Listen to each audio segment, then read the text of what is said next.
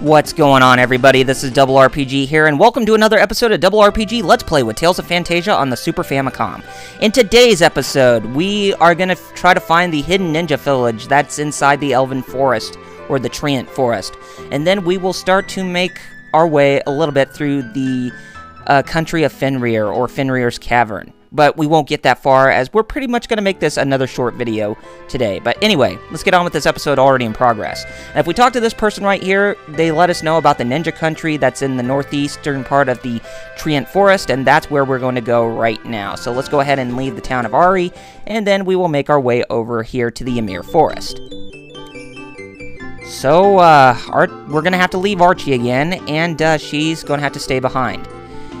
And, coming to this place, the Treant Forest, it's a really good grinding spot because you'll get a lot of experience for your characters here. So definitely use this place, you know, to as much as you can before, you know, doing other quests like the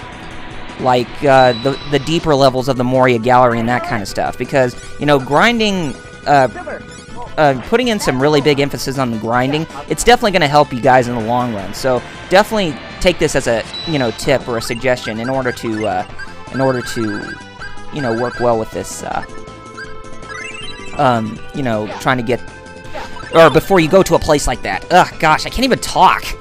Okay, and be careful with the mandrakes because they do have petrification on them, and, I wonder if we got ourselves a Gorgon amulet for Kless here, since he doesn't even,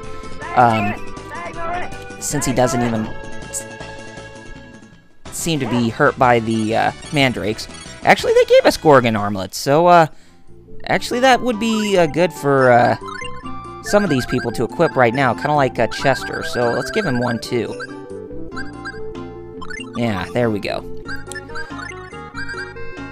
And, right before I got this LP started, or before I, you know, got this episode started, I went ahead and I got, the Summon Spirit Shadow. He's in a cave that's just southeast of the village of Ari, and, you have to go into either the Glaciated Cavern, or, the Cave of Spirits, or, Ifrit's Cavern, or somewhere to get one of the, or the City Authority to get one of the, Pact Rings that you need in order to make a contract with, Shadow. And then you go to that cave that's just, you know, southeast of Ari, and then you'll find Shadow there. And then you can forge that contract with them, and you don't have to fight him whatsoever. So, another summon spirit that we can get without even having to battle, you know, battle for its allegiance. Okay, let's go ahead and cut to the Elven Village. Okay, here we are. And, that weapon shop there, if you visit the weapon shop, you can go ahead and, talk to the owner, or to the guy at the counter, or the elf at the counter, and they will repair Chester's broken bow that we got at the beginning when we went back to the past, and he will make that into Chester's strongest weapon that he can get in the game, which is called the Elven Bow, and it packs a really big high punch when he's in battle. So yeah, you want to be able to get that the best you can if you have the time to do so, because that's definitely going to help Chester gain some more strength in the long run. Now, remember when I told you about the Elven lifespan, about, you know, the history? Well, let me show you right here what I'm doing. Because inside the item shop here with all these books, they tell you about the Elven lifespan. So, there's some proof right there that they live longer than humans. They live about 1,000 years. That includes half-elves as well. So, yeah. They are pretty much the long-living, humanoid creatures that live in this world, or live in the world of Xillia, or any type of story that involves fantasy, like the Lord of the Rings. Like Elrond is like 4,000 or 5,000 years old, because, you know, because that initial battle with Sauron in the beginning of the movie actually took place 3,000 years before the beginning of the Third Age, which, you know, is the time when the Lord of the Rings movies were taking place. And as we're going with this path right here, this is definitely the place where we need to go in order to find the girl that will take us to the ninja village. And she's right here. And she's asking us to follow her.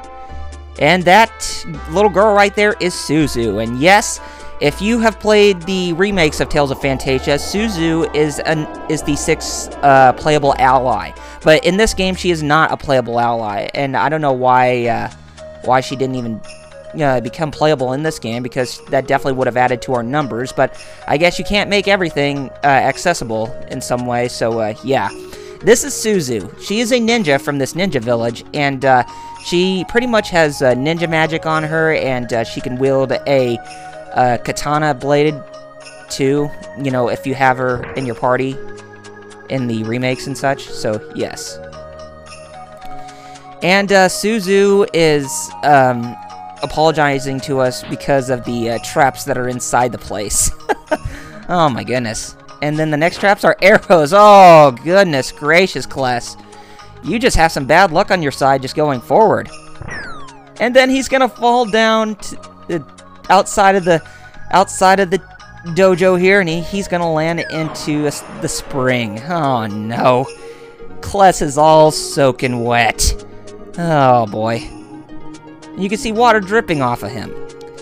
And the music that's playing in this inside this town, it's also from Tales of Symphonia with the village of Mizuho. Yeah, it's the same type of music that's playing. So yeah, and Suzu's last name is also Fujibayashi. So there is very, very strong indication that Sheena is a distant descendant, or is a distant ancestor of Suzu. So it makes perfect sense, since this game and that game are connected to the same timeline or whatsoever. And we get a little funny scene here with the guys and the gals taking a hot spring bath, so that way they can clean off all the dirt and whatnot, so that way they can, just... Oh my goodness! Oh boy, that was gonna come, wasn't it? That Archie was gonna talk about Mint's chest, and then somebody is gonna get interested to want to see too. I can guess who we know wants to go and take a look. Yep, Chester is gonna be one peeping Tom, and then Archie is gonna be really mad at us. Clark said you can't control your hormones at this age. Oh, you just got owned, Chester.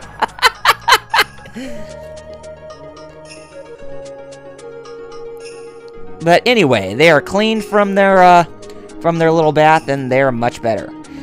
And one of the things that I've also wanted to mention too is that in the remakes, if you go in the hot bath scene again, you can actually see Archie also spying on the guys, and she doesn't even get hit or whatsoever, and she's like, "What? I was just seeing what you guys were up to."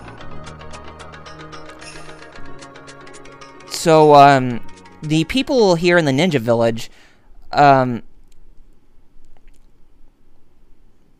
are gathering information about Douse, and also some information on Kless's group, to try to help him out in order to defeat Douse, because Douse has taken control of most of the ninjas that are in this world, or that originated from the ninja village. So yeah, that's why he has ninjas on his side, even though we haven't even seen any yet. But we will see some once as we go to Fenrir's Cavern, which is in the which is inside the town of Freezekill, which is the next place we're going to very shortly. And before we leave, Lonzo, the village elder, is going to give us a weapon that Kless can use.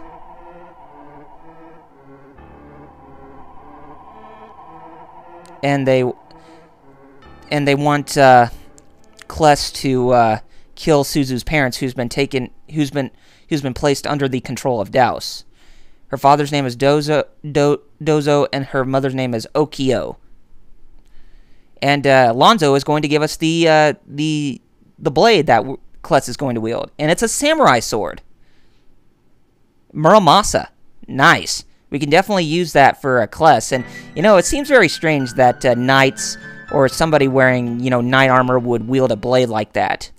But, since this game is made in Japan, they're the ones who can make it possible. And if we equip the Muramasa Blade, it's a very strong weapon, so we definitely want to equip that, but it's going to make the ninjas heal themselves if we strike at them.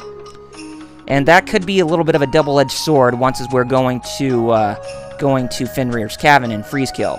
Now, before we leave the ninja village, we want to go inside the forest that surrounds this place, because there's a couple of treasures that we need to get before we leave the Elven Forest.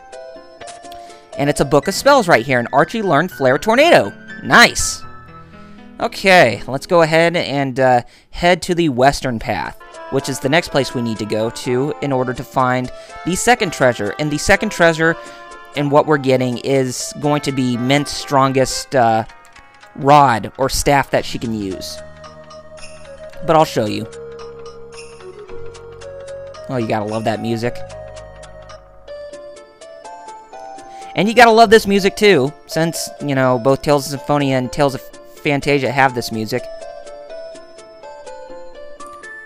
Okay, let's go this way, and there is a chest right here, and that contains the blue crystal rod. That is Mint's strongest rod that she can use. Okay, we can go ahead and we can get outside this forest, so let's get back outside to the entrance of Ymir Forest right now. And there's Archie waiting for us, as she went back to wait for us after leaving the ninja village. And let's go ahead and get on the airbirds, and then we will make our way over to freeze kill. I like it how Archie can use her broom to fly in the sky with the airbirds and such. I always found that to be pretty cute. It's not to say that, you know, Archie is a really cute character. I mean, she's really one of the best characters in the story. She's definitely one gal who's got a lot of spunk, and it's just, she's just really, really adorable. Okay, here we are in the town of Freezekill. Now, if we go north of here, we're here in front of the Church of Fenrir. And this is where the ancient civilization of Fenrir resided. So, how we are going to get in, it's going to be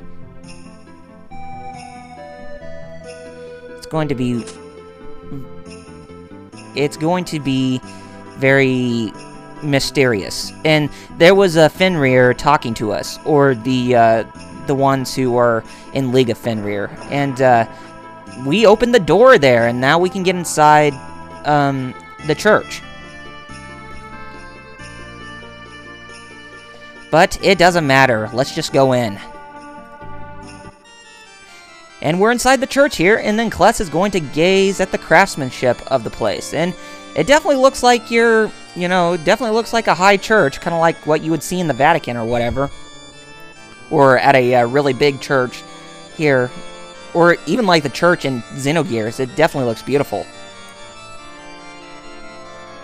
And so Fenrir is speaking to us, or the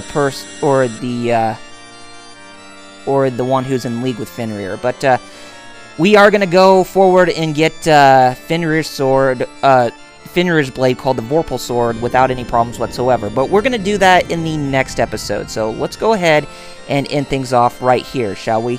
So, anyway, next time on Double RPG, let's play with Tales of Phantasia on the Super Famicom. We are going to go through Fenrir's Cavern, and we are going to make our way to the end to where we can get the Vorpal Sword from the leader of Fenrir's ancient civilization that goes by the name of Fangwolf. Anyway, if you have not done so already, be sure to follow me on Facebook and Twitter with the links in the description. And if you like what you saw, be sure you rate this video, subscribe to my channel, and leave comments below to let me know what you guys thought of the episode. And also, if you are a big fan of JRPGs and you want the 3 Wii RPGs, Pandora's Tower, not Operation Rainfall, but Xenoblade Chronicles and The Last Story over here in the United States, as well as Tales of Vesperia on the PS3 and Tales of Xillia on the PS3 in both the United States and in Europe, be sure to follow Operation Rainfall, Vesperia PS3, and Operation 13 with their own campaigns. They have their own Facebook and Twitters, but Operation 13 is bound to get a Blogspot website, as Vesperia PS3 and Operation Rainfall already has theirs. So when we get a Blogspot up and ready, we'll definitely give you guys a link to where you can go visit that as well. Anyway, take care of yourselves, gamers, and I shall see you on the next episode. See you guys then.